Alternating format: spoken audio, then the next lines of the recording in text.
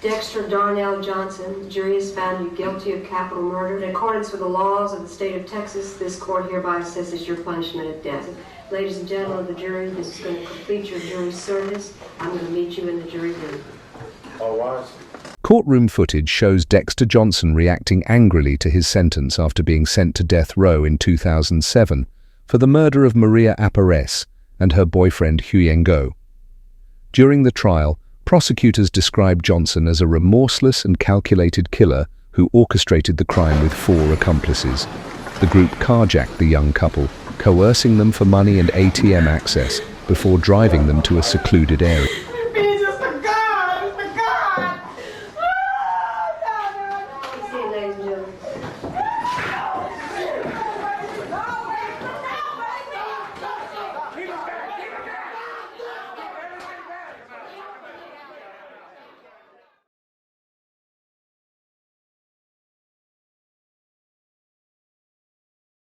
Johnson assaulted Aparez and then executed both victims.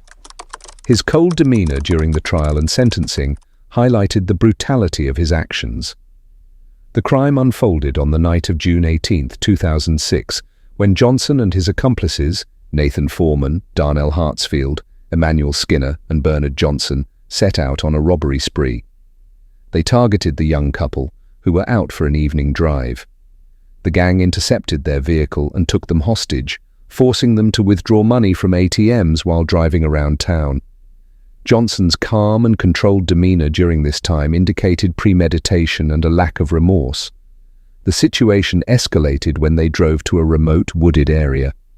Johnson forced Aparez into the backseat of the car and assaulted her while Ingo was restrained and made to listen. After the assault, Johnson executed Ingo with a gunshot to the head, followed by Aparez. The brutality of the crime shocked the community and garnered significant media attention. In court, the prosecution presented a compelling case against Johnson, detailing the events of the night and his role as the ringleader.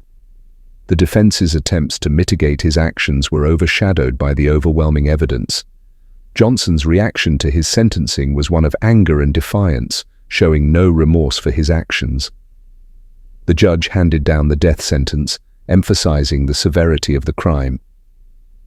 Johnson's case continued to draw attention in the years following his conviction, with appeals and attempts to overturn the death sentence.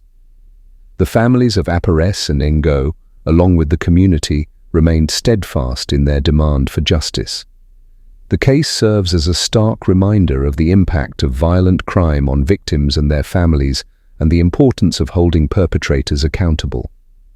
The involvement of Johnson's accomplices also highlighted the complexities of group criminal behavior. Each member played a role in the crime, facing their own legal battles and consequences. Nathan Foreman, Darnell Hartsfield, Emmanuel Skinner, and Bernard Johnson were each scrutinized for their participation and faced charges accordingly. The case of Dexter Johnson underscores the criminal justice system's efforts to address and penalize the most heinous crimes. It also serves as a cautionary tale about the far-reaching consequences of violent behavior and the enduring quest for justice by the victims' loved ones. The trial and subsequent sentencing emphasized the importance of a legal system that delivers justice for victims while holding criminals accountable for their actions. Johnson's story and the stories of his accomplices serve as significant examples of how the justice system works to bring justice to victims of violent crimes.